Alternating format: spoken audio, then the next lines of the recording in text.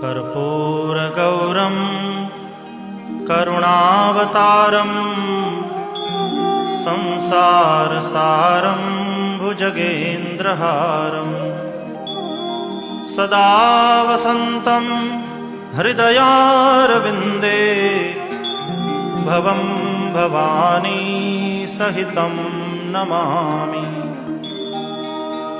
मङ्गलं भगवान् शम्भुः मङ्गलं वृषभध्वजः मङ्गलं पार्वतीनाथो मङ्गलायतनोहरः। सर्वमङ्गलमाङ्गल्ये शिवे सर्वार्थसाधिके शरण्ये त्र्यम्बके गौरी नारायणि नमोस्तुते।